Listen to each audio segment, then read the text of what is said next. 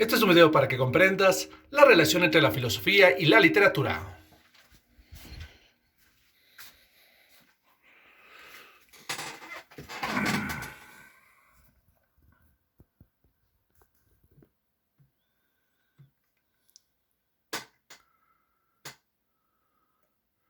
La relación entre la filosofía y la literatura es la siguiente.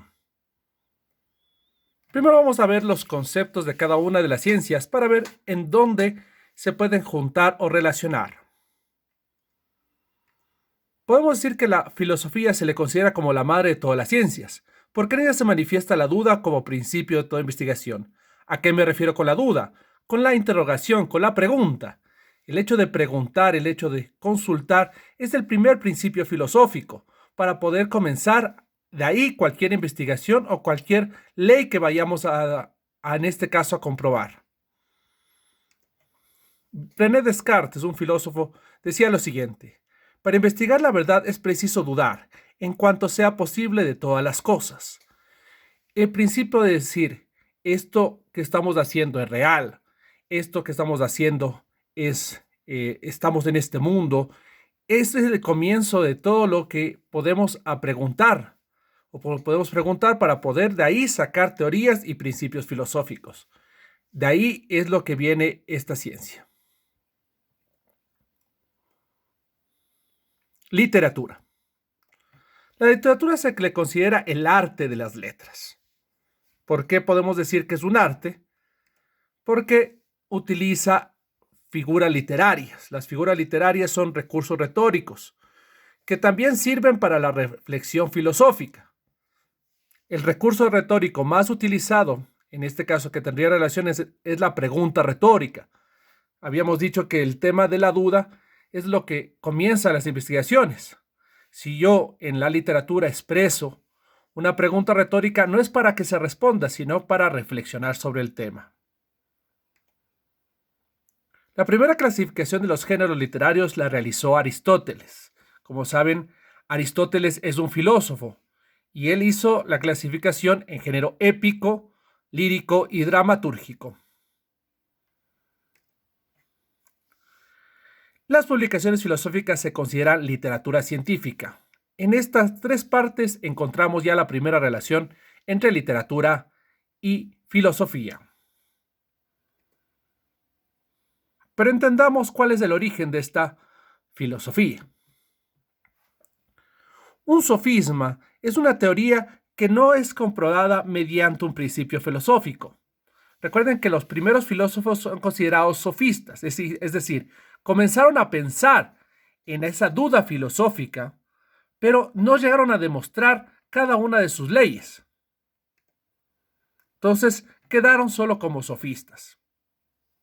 Pero es necesario entender estos dos conceptos, tanto el sofisma como los sofistas. El primer filósofo que le demostraría una teoría, en cambio, sería Tales. ¿Ya? ¿Cuáles son los principios de Tales y cuáles? Las tres tesis filosóficas siguientes. La fuente principio de todas las cosas es el agua. La tesis del hilosismo, es decir, que todas las cosas, incluso aparentemente inanimadas, tienen vida. Todo está lleno de demones. Que el cambio y la generación que explican por medio de la condensación y la rarefacción. Estos principios dados en la filosofía griega tienen que ver con la idea de que no solo las cosas, o en este caso las personas, los seres, tienen vida, sino los seres inertes. Por alguna razón podemos tener alguna relación o reflexión de ello. Y ese es el primer principio que quiso demostrar este filósofo, que fue considerado el primero de toda la historia. Después vieron Sócrates, Platón y Aristóteles, que fueron aquellos que dieron cada una de sus teorías en la filosofía griega. Séneca se le considera como el maestro romano, en cambio, de la filosofía. Recuerden que lo que hemos visto en clases es relacionar tanto la historia romana con la historia griega.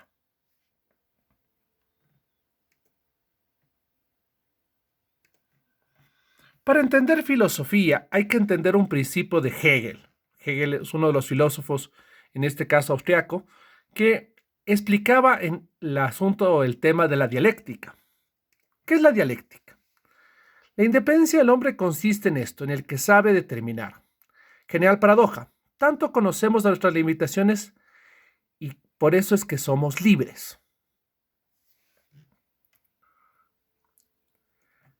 La dialéctica de Hegel decía que todo este mundo se piensa en dos puntos opuestos y que el uno no puede existir sin el otro. Entonces, esta contradicción nos ayuda a entender que lo uno es necesario y la palabra, el antónimo, es necesario para que exista el otro. Ya vamos a ir viendo en cada uno de los filósofos cómo se manifiesta esta paradoja y esta dialéctica. Sócrates, solo sé que nada sé, su frase que fue conocida alrededor de todo el mundo. ¿Qué nos da esta posibilidad? Sócrates es un sabio. ¿Cómo puede decir él que solo sé que nada sé? Ahí hay una contradicción filosófica. La humildad de la educación como principio para adquirir el conocimiento. Si nosotros entendemos esta frase desde esta otra forma, ahí entendemos el porqué de la paradoja y el porqué de la dialéctica. Platón también quiso demostrar de esa misma forma una teoría sobre la democracia. Y terminó diciendo que la democracia sigue siendo el principio de la mayoría, a pesar de que el gobierno, la generación de la democracia es el gobierno del pueblo y que no debería regirse en este caso a la mayoría, sino a la libertad de cada uno. Pero tiene que regirse la mayoría para poder sentirse como Estado. Entonces ahí hay una paradoja que Platón también le quiso demostrar desde el tiempo de Estado que estaba tratando, y esto lo puso en un libro que se llama La República. Esto fue retomado, como lo dijimos, en el Renacimiento, con el tema de Tomás Moro y la isla de Utopía.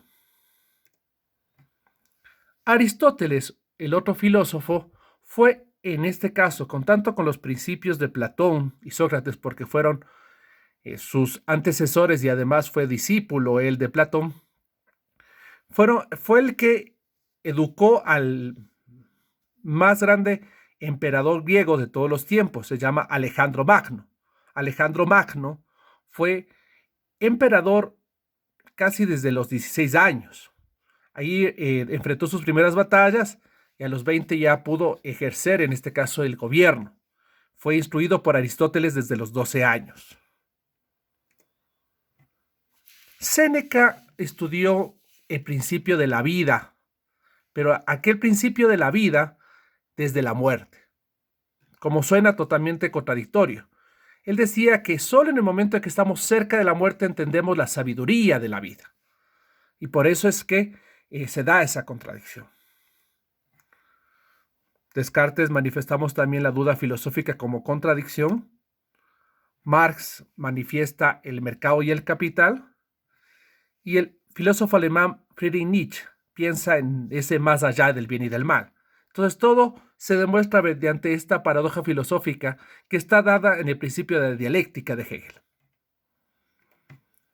Entonces se pueden sacar diferentes tipos de ejercicios que son parte de la filosofía. Nosotros podemos plantear un texto, que es una paradoja filosófica, y este sustento teórico, que lo hemos sacado de, por ejemplo, de Séneca, puede tener esta serie de opciones.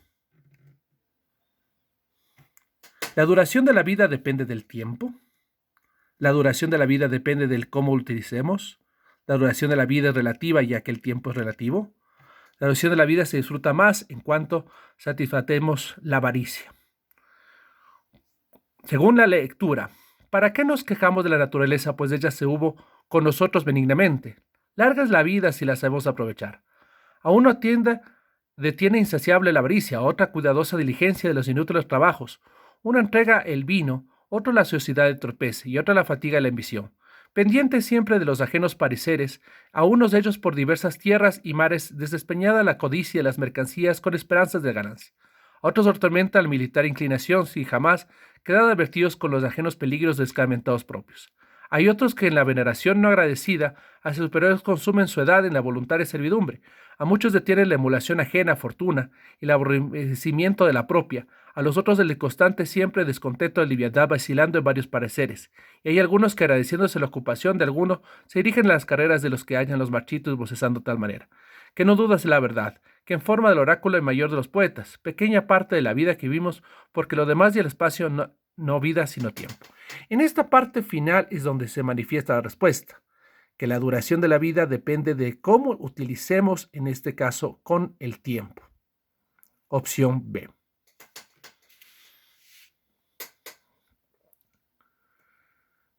Aquí hay otras fuentes de investigación en las cuales pueden ustedes averiguar más sobre esta relación entre filosofía y literatura. Espero que les haya ayudado esta comprensión. Soy Leonardo Buitrón.